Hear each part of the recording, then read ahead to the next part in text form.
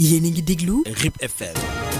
En tant que média, la RIP FM remplit principalement toutes ses fonctions, à savoir informer et divertir. De ce fait, la RIP FM constitue un moyen efficace d'information. La 88.7 FM, la radio au service du développement. Le journal sur RIP FM. Le journal sur RIP FM. Bonjour à toutes et à tous, ravi de vous retrouver et merci de nous avoir choisis pour vous informer. Voici le grand journal et c'est parti pour les titres. Mame Yacine Diagne Seck, RIP FM. À l'occasion de la 78e édition du Gamou de Médina Niassène, Kër Madiabel, un CDD préparatoire a été tenu à la préfecture de Nioro où les chefs de service ont passé en revue les dispositifs nécessaires pour assurer le bon déroulement de cet événement religieux annuel prévu le 17 janvier prochain. Nous y reviendrons et puis le reportage du jour porte son intérêt sur la journée internationale de l'élimination des violences faites aux femmes et aux filles, un phénomène qui constitue un problème mondial et exige une action collective, coordonnée et urgente pour enfin y mettre fin. Ça suivra la page sportive de Babacar Ndaw qui va boucler cette grande édition mise en œuvre par Pape Dafal. Voilà, c'est tout pour les titres. Le développement, c'est tout de suite.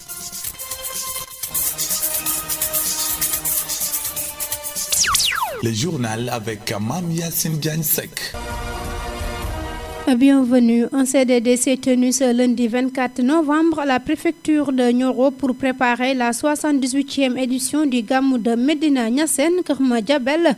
Lors de cette rencontre, les chefs de service ont passé en revue les dispositions nécessaires pour assurer le bon déroulement de cet événement religieux. Selon M. Ibrahima Fall, le préfet du département de Nioro, tous les secteurs liés à l'organisation du Gamou ont été examinés, notamment la sécurité, avec le renfort des éléments de la gendarmerie sur les axes menant à Kër Madiabel et le déploiement des aspects dans les foyers religieux. Écoutons le préfet au micro de Khadija. À l'issue de ce CDD préparatoire au Gamou de Médina Niassène, Kër Madiabel, nous avons pu revisiter tous les secteurs liés à l'organisation de cet événement, en commençant par la sécurité. Et sur cet aspect-là, comme d'habitude, les dispositions seront prises. C'est une zone couverte par la gendarmerie et un déploiement des effectifs avec un renfort de l'escadron sera effectif pour couvrir l'événement, mais également couvrir les axes qui mènent à Kër Madiabel. Parce que la sécurité, c'est au sein de la commune, mais aussi c'est aux alentours. Mais néanmoins, avant même la cérémonie, la gendarmerie a démarré des séances, des opérations de patrouille au niveau des zones, des environnements, pour sécuriser, pour une action qui est dans la sécurisation du département. Donc ça également, ça participe de la préparation sécuritaire de cet événement. En plus de cela aussi, il y a les aspects liés aussi à la sécurité de proximité au niveau des foyers, où nous aurons un bon détachement d'ASP qui va renforcer les gendarmes en termes d'éléments statiques à mettre en place au niveau de certaines concessions, mais religieuses, mais aussi au niveau de certains sites pour filtrer les entrées et autres. Donc sur ce plan-là, les dispositions seront prises. Il y a également la sécurité civile qui est confiée aux sapeurs-pompiers avec un renfort également d'éléments de la Croix-Rouge. Sur cet aspect également, la couverture de l'événement sera effective. Les sapeurs-pompiers de Kaolack viendront à renfort pour couvrir l'événement. Mais également sur cet aspect aussi, les axes seront pris en compte avec un prépositionnement d'ambulance pour gérer aussi la sécurité sur la route. Donc tout ça sera effectif. La célébration du Gamou de Médina Niassène, Kër Madiabel est prévue le 17 janvier prochain. Cet événement religieux rassemble de nombreux fidèles venus de partout. Par ailleurs, le préfet du département a souligné les engagements pris en matière de santé, notamment la dotation en médicaments, la mise en disposition d'ambulances avec le soutien de l'hôpital El Hadji Ibrahima Niass de Kaolack ainsi que les dispositifs liés à l'hygiène et à l'assainissement. À cet effet, le président du comité d'organisation s'est dit satisfait des mesures annoncées et a rappelé le thème central de cette édition. Compte rendu Khadija. D'importants engagements ont été pris par les différents services pour assurer le bon déroulement du Gamou de Médina Niassène. Sur le plan sanitaire, des dotations en médicaments ainsi que des ambulances ont été mobilisées. L'hôpital El Hadji Ibrahima Niass de Kaolack va également apporter sa contribution, a souligné le préfet préfet M. Fall. Un dispositif sera mis en place par le district sanitaire avec l'apport aussi d'agents de santé qui viendront d'ailleurs. Mais il y aura au moins des postes de santé qui seront renforcés. Le médecin-chef de district aussi veillera avec la directrice régionale de la santé à répondre favorablement à la dotation, à la demande en médicaments comme chaque année. Sur ce plan également, le district aussi va renforcer aussi le dispositif d'ambulance, d'autres ambulances qui seront mobilisées au sein du département pour faciliter les évacuations. Il y a également un point important, c'est la contribution de l'hôpital El Hadji Ibrahima Niass, qui est un hôpital de référencement, pour la prise en charge quand même gratuite des pèlerins. Dans ce sillage, le préfet a également évoqué les questions liées à l'approvisionnement en eau et à la stabilité de l'électricité. Les questions liées à l'eau et à l'électricité. Et sur cet aspect, nous disposons de 3 forages au niveau de Keur Madiabel qui sont tous fonctionnels, mais néanmoins 2 camions citernes seront prépositionnés pour parer toute éventualité liée à d'éventuels désagréments. Sur le plan de la fourniture d'électricité aussi, la Sénélec aussi a reçu les doléances formulées par le comité d'organisation et les dispositions seront prises. À cela s'ajoutent plusieurs autres mesures. Ensuite, nous avons évoqué le point lié à l'hygiène et à l'assainissement. Nous sommes dans un contexte d'apparition de maladies, la vallée du Dif. Il y a la dengue aussi qui est apparue dans la région. Donc tout cela fait que des opérations de prévention liées à l'hygiène et à la salubrité sont nécessaires. Il y a la SONAGED aussi qui mènera à partir du 15 décembre des opérations de nettoiement. D'ailleurs, Serigne Barham Niass, président du comité d'organisation, s'est dit satisfait des engagements pris et est revenu sur le thème central de cette édition du Gamou. Le comité d'organisation du Gamou s'est dit satisfait des engagements pris pour cette édition. Le thème central retenu porte sur la vision de l'islam, sur la gouvernance, un choix qui explique selon les organisateurs par les principes fondamentaux que Dieu a recommandé aux musulmans: être juste, s'entraider, faire preuve de solidarité, respecter le travail et surtout honorer et respecter ses parents. 500 000 francs CFA est la somme globale que la mairie de Nioro a dégagée pour l'achat de médicaments et de carburant pour appuyer les différentes structures sanitaires de la commune de Nioro dans le cadre des fonds de dotation pour l'année 2025. À cet effet, une cérémonie officielle de réception était organisée au centre de santé de Nioro ce lundi 24 novembre sous la présence de tous les acteurs concernés. Compte rendu à Damasen. Dans le cadre des fonds de dotation pour l'année 2025, la mairie de Nioro a procédé à la distribution des médicaments et de carburants destinés aux différentes structures sanitaires de la commune. Une cérémonie officielle de réception s'est tenue au centre de santé de Nioro d'Irip en présence de plusieurs acteurs concernés, dont M. Abdoul Aziz Mané, secrétaire municipal de la dite mairie. Centre de santé de la commune de Nioro nous ànd ak le personnel du district sanitaire, notamment donc le médecin-chef, avec les CDS, avec également le bureau municipal pour procéder à la réception des médicaments dans le cadre donc des fonds de dotation pour l'exercice 2025. Donc la commune a engagé un montant de 9 millions pour cette année, également aussi un carburant à hauteur de 5 500 000 qui sont destinés aux structures sanitaires de la commune. Selon M. Abdoul Aziz Mané, la mairie a dégagé cette année une enveloppe globale de 14 500 000 francs CFA pour l'acquisition de médicaments et de carburants afin de soutenir le fonctionnement des postes et centres de santé. Pour un total donc de 14 500 000 pour l'exercice 2025. Donc comme chaque année, nous avons fait avec les structures sanitaires de la commune. À cette occasion, M. Mamadou Sall, secrétaire général du CDS du poste de santé de Diamaguène, a exprimé sa satisfaction et a salué cet appui qui contribue à l'amélioration de la qualité des services offerts aux populations. En tant que CDS, nous avons vraiment aujourd'hui un sentiment de satisfaction par rapport à la mairie de Nioro. La mairie nous donne ses médicaments chaque année, mais vraiment cette année aussi, on est très satisfait du déroulement de cette opération qui vient à son heure pour soulager les CDS qui sont dans la commune de Nioro. Par ailleurs, la mairie de Nioro rappelle qu'elle apporte chaque année un appui d'1 million de francs CFA à chacune des structures sanitaires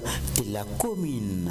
Restons toujours sur cette cérémonie de réception de médicaments et de carburant que la mairie de Nioro a octroyé aux différentes structures sanitaires de la commune. Une occasion pour M. Ousseynou Cissé, le médecin-chef du district sanitaire de Nioro, d'exprimer sa satisfaction à l'endroit du maire et de son équipe. Il est au micro d'Adamassel. C'est Dr Ousseynou Cissé, médecin-chef du district sanitaire de Nioro. En fait, j'ai un sentiment de satisfaction par rapport à ces fonds de dotation qui viennent vraiment à l'heure. Parce que vraiment, la santé a vraiment besoin de la participation de tout le monde, surtout des collectivités territoriales. Donc, ces médicaments d'un montant de 9 millions. Et également, nous avons reçu une dotation en carburant d'une valeur totale de 5 500 000 pour vraiment nous aider d'un grand secours. Parce que vraiment, beaucoup de problèmes du district, disponibilité des médicaments, mais aussi pour évacuer maladie et nous permettra vraiment d'améliorer ou bien d'agir de manière positive sur la santé des populations. Notamment ce carburant servira à l'évacuation des femmes enceintes, donc il permettra vraiment de réduire le premier retard et il facilitera ces femmes d'accéder à une prise en charge beaucoup plus rapidement. Donc vraiment nous remercions la mairie te di dalal seen xel di leen wax ne que ne li ñu fi indi dinañ ko utiliser ni mu waree fa mu war a dem dana fa dem bu soobee yàlla. Et ce n'est pas la première fois, hein. Chaque année, les fonds de dotation sont vraiment libérés à l'heure. Donc c'est pour dire que vraiment la mairie est consciente de la responsabilité qu'elle porte et elle essaie de jouer le rôle de partenaire privilégié en matière de santé. Donc vraiment nous remercions monsieur le maire mais également toute la délégation qui est venue aujourd'hui à réceptionner ces médicaments. RIP FM, toujours plus proche de vous. Vous suivez toujours le journal sur la 88.7. Je vous l'avais annoncé tout à l'heure en titre. Le 25 novembre 1960, les sœurs Mirabel ont été tragiquement assassinées pour leur lutte contre l'injustice sous la dictature de Rafael Trujillo en République dominicaine. Leur héritage a inspiré une mobilisation mondiale conduisant l'ONU en 1993 à définir la violence fondée sur le genre qui entraîne un préjudice ou une souffrance physique, sexuelle ou psychologique pour les femmes, y compris la menace de tel acte, et en 1999 a instauré le 25 novembre comme journée internationale pour l'élimination de la violence à l'égard des femmes qui est devenue une célébration mondiale. RIP FM. À l'occasion de cette journée dédiée à la sensibilisation sur les violences faites aux femmes et aux filles, ainsi que la promotion de l'égalité des sexes, un tour a été effectué auprès de quelques Sénégalais. Ces derniers ont réagi face à une situation qui touche aujourd'hui presque le monde entier.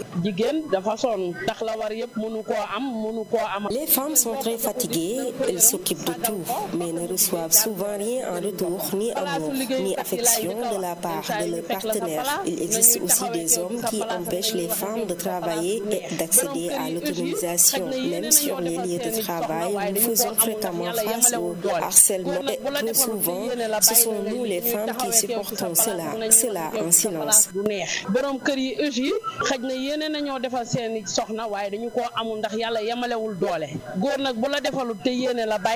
Privées de leur liberté, de nombreuses femmes n'ont plus d'activité leur permettant de gagner leur vie.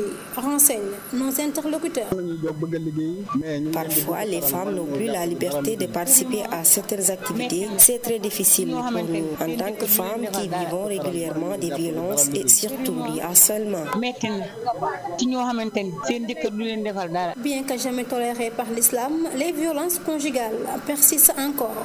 En témoigne cet homme rencontré qui affirme que certaines femmes continuent de subir des maltraitances et des abus au sein de leur propre foyer. Les femmes ne méritent aucune forme de violence conjugale. Les hommes les trouvent en sécurité chez leurs parents et une fois mariés, certaines subissent des tortures et des violences physiques, ce que l'islam n'a jamais toléré. Il est important de rappeler que les violences faites aux femmes constituent un problème mondial qui exige une action collective, coordonnée et urgente pour enfin y mettre fin.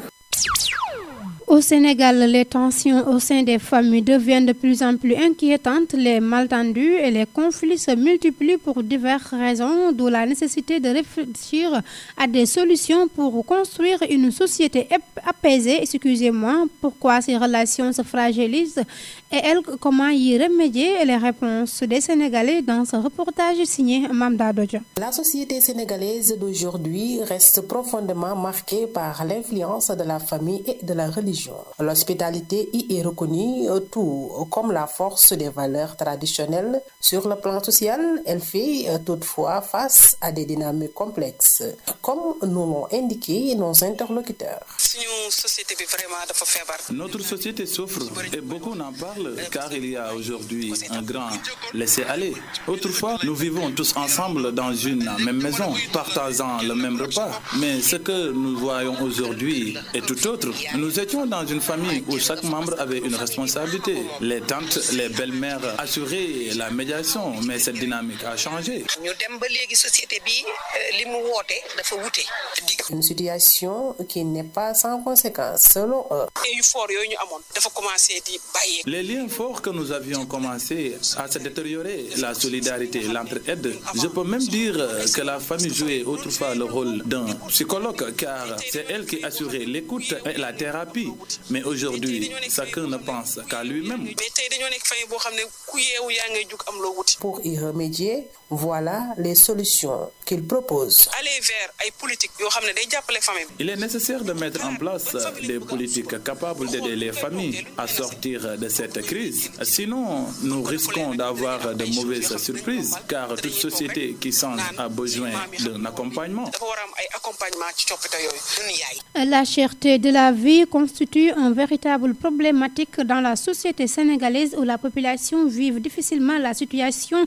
À Nioro, ces denrées alimentaires sont excessivement chères, notamment les légumes. Cette vendeuse du nom de Oumou Sow nous explique dans ce reportage cette cherté et confirme que les clients préfèrent le chou importé que le chou local qui est actuellement entre 17 000 et 18 000 francs CFA le sac. Au Sénégal, la raréfaction de certains produits locaux sur le marché constitue un véritable fardeau pour les vendeurs de légumes. Beaucoup affirment que plusieurs variétés sont désormais importées, comme l'explique Oumou Sow Dramé, vendeuse de légumes.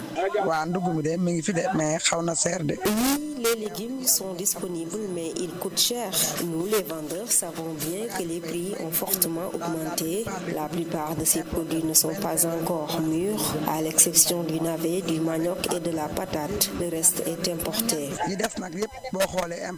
Ainsi, les prix de ces produits connaissent d'importantes variations. La carotte est importée et le kilogramme se vend entre 800 et 900 francs. Le navet est à 500 francs le kilogramme en cette période. Le chou importé se vend à 17 000 francs à 18 000 francs le sac, tandis que le chou local varie entre 23 000 et 25 000 francs le sac. Selon certaines clientes interrogées, les produits sont nettement plus chers que les années précédentes, rendant les achats quotidiens de plus en plus difficiles. La vie est devenue vraiment chère.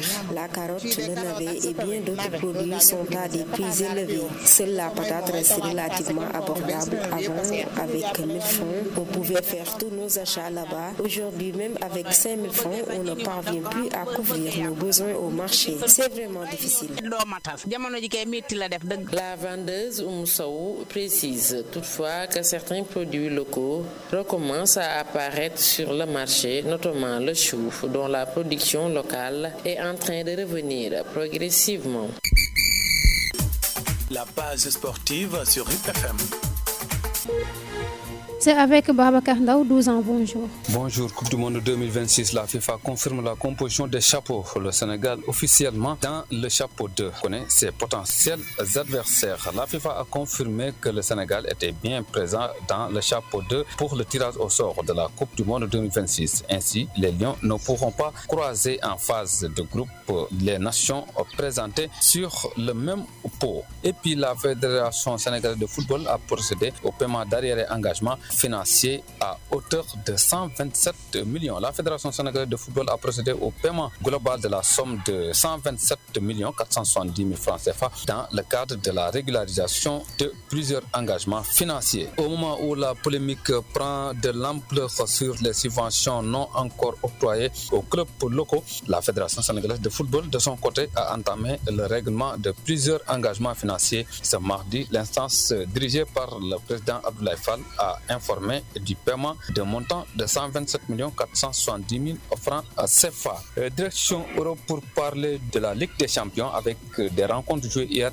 Benfica s'est imposé sur la pelouse de Ajax 2-1 et Chelsea mène par 3-0 face à Barcelone. Et Manchester City, Bayern Leverkusen 2-0 en faveur de Bayern Leverkusen. Dortmund mène par 4-0 face à Villarreal. Napoli Karabakh 2-0 en faveur de Napoli. Et Slavia Praha et Athletic Club ont fait match nul 0-0 partout. Marseille mène par 2-1 face à Newcastle. La Ligue des Champions continue toujours avec d'autres rencontres prévues cet après-midi. Le Paris Saint-Germain jouera contre Tottenham, ce sera à partir de 20h. Le Real Madrid se déplacera pour Olympiakos. Arsenal accueille Bayern de Munich et Liverpool jouera contre PSV Eindhoven. Inter de Milan se déplacera pour Atlético Madrid. Francfort jouera contre Atlanta et Club Brugge se fera face à Sporting. Et c'est cet élément qui a bouclé cette page consacrée au sport. Le prochain rendez-vous est prévu dans un connaissant pour la version Wolof.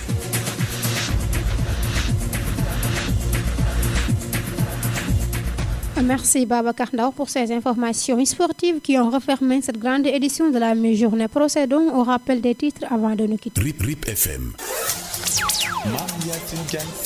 À l'occasion de la 78e édition du Gamou de Médina Niassène, Keur Madiabel, un CDD préparatoire a été tenu à la préfecture de Nioro où les chefs de service ont passé en revue les dispositifs nécessaires pour assurer le bon déroulement de cet événement religieux annuel prévu le 17 janvier prochain.